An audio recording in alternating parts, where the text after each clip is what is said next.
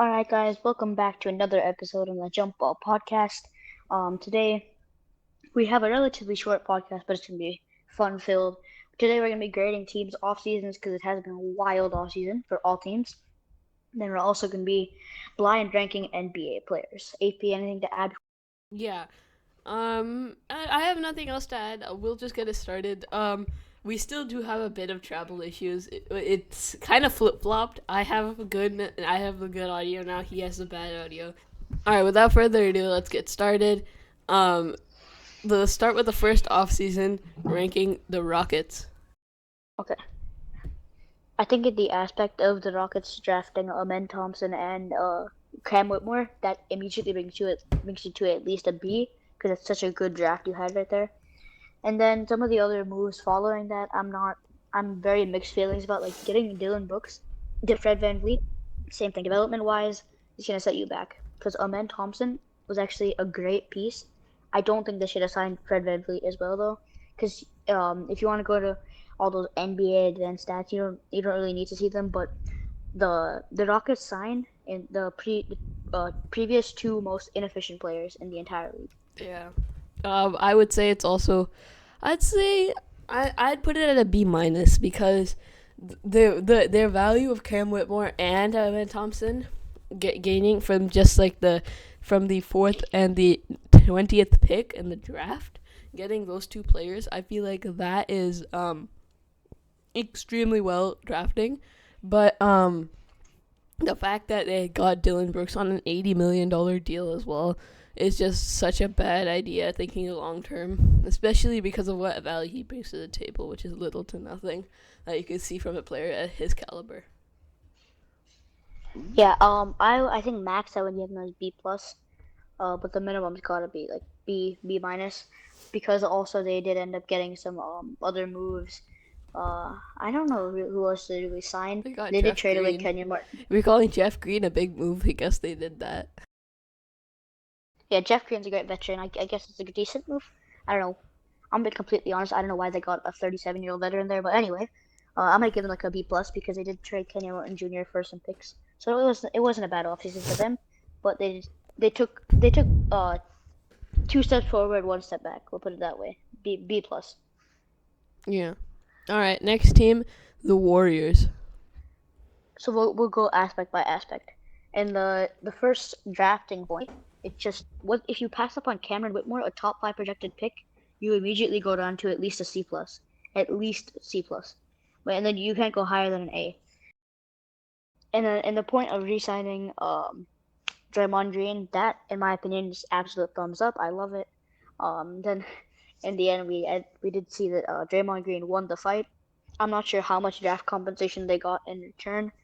Um, they got Chris Paul, obviously. I think in if you're gonna hear a 2023-2024 trade predictions video, just tell that in the comments, because we in my eyes, me and AP both agree that Chris Paul is going to be traded at the deadline. So essentially, you free up Jordan Poole's contract to go get Chris Paul, a decent veteran with some decent value to a young team who needs veterans.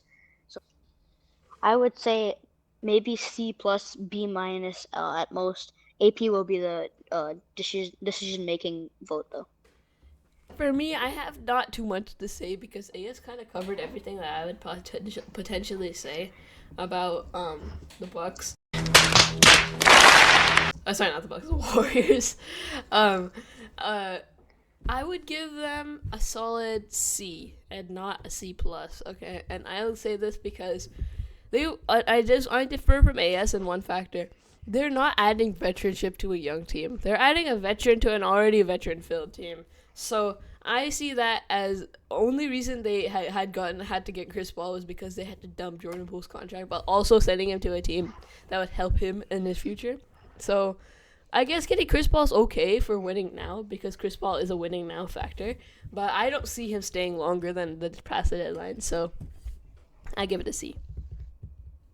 I did also want to quickly add, I forgot to mention this, the fact that the Warriors didn't do as much as they could also kind of brings it down to them. So I think we both agree that they're going to get a C minus. Yeah, C for me.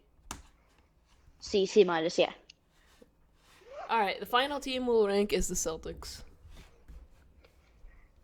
The Celtics, they had so getting in the aspect of getting in the draft. I think they got Jordan Walsh, and that was it. I don't want to say too much about this. Like end of the first round, not much to say. But just some moves. I would have liked them to trade Robert Williams instead. But obviously, getting back Kristaps Porzingis is a great return. I'm gonna give them. I'm gonna say A minus. It was a great offseason for them, but they did trade away their team leader.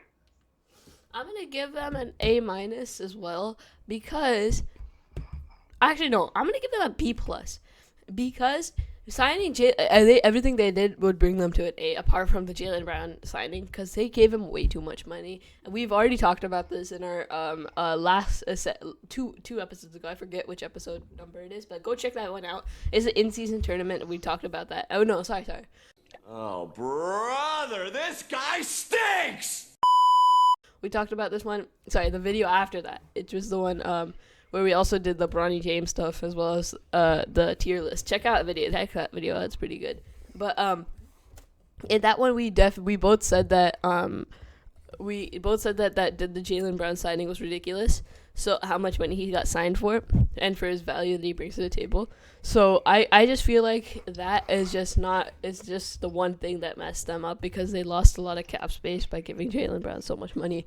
They could have brought him back on a little bit cheaper deal. So that's. I also wanted to add that I completely forgot about the Jaylen Brown signing, and just the fact that they gave him the richest deal in NBA history instead of just giving him a big deal.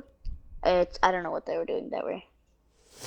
Okay, now for the last thing we're gonna do today, blind ranking these NBA players. I will do 2, and AS will give me 2, and I will give AS 2. So, anyway, let's begin. I'll start by giving AS 1. Okay, we're gonna start off with Jalen Green.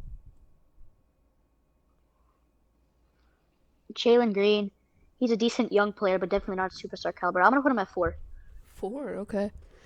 DeAndre Ayton.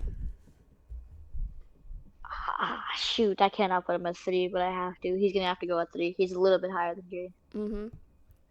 Desmond Bane. Sweet mother of Jesus. No! Oh, no. I've got to put him at 2, unfortunately. Oh, God, okay. How about Jalen Brunson? Oh, fuck. Jalen Brunson's gonna have to go at 1. I'm a big Jalen Brunson guy. I'm a very big fan of him, but he's gonna have to go at 1. I'm not very happy about it though. Jaren Jackson Jr. He's at my fucking 5, so yeah, I'm screwed. Completely screwed up that one. Okay. All right, now yours for me. All right, we're gonna start off with yours truly, Draymond Green. 4. They're gonna do Bobby Portis. 5. Yeah, you gotta put him at 5. You can't put him over. We're gonna put in DeMar DeRozan. 2. 2. Wow, I would have expected 3. Jaylen Brown. 1. 1. Okay. And then your last player. And guys, just to make sure this is not confusing, we're not just being assholes and thinking about it on the spot. We do have it written down on the side. Your last player is Bradley Beal. I'm fine with that. Put him at 3. I don't think he's better than DeMar DeRozan. All right. That's A-okay. Now for your second one, Trae Young. Okay. From what happened last time, I'm putting him at 3. Kawhi Leonard. 2. 2. I'm confident with that. 2. Okay. Klay Thompson. 5. Okay. Kristaps Porzingis. 4. I gotta keep that one position open. Okay. And the last guy, I Jason should hope the coffee Tatum. comes up. Oh, yes, let's go. Let's go. Damn, I thought you were Alright, gonna if you- put Kawhi at 1. That my trickery was like that. Yeah, if you guys didn't hear, I said I said I swear if Amir Coffee comes. Oh, hell no! No, yeah. Oh, yeah. Speaking breaking news, guys. Amir Coffee went to jail apparently for doing something with a cop. I forgot exactly what happened, but went to jail. Rip Amir. All right. For yours, AP, we're gonna do a star-studded one. Zach Levine, 3, Anthony Edwards. 4. I know I said it, guys. Whoa. Kill me now. Wow. Okay. DeJounte Murray, 5. 5. Okay. De'Aaron Fox. I thought you were about to say DeAndre Ayton. I'm like, I'm done. Okay, Fox. All right, I'm putting Fox at number 2. He's better than Zach, but not. I don't think he has Okay. enough to be the number 1. Yeah. I'm not sure if you want to call this unfortunate or not, but your last player was Paul George. Paul George. Oh my God. Okay, fine. He can go at 1. I don't really care. He's kind of almost the same level as De'Aaron Fox, but he's not as good. It's okay. We'll take it.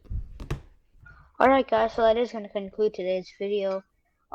We are again sorry about the travel issues. We're sorry that it's so inconsistent of who's having bad audio, who's having good audio. But we try to do our best. Two more weeks, guys. We'll be back to the normal setup in 2 weeks. Oh, however, our upload schedule is going to be absolute dog shit because of school starting. So, yeah, I'm just warning. Yeah, no, it's guys, we're chill children as well. It's school starting, okay? So that's all we'll say. We are very sorry that it's being inconsistent of the audio.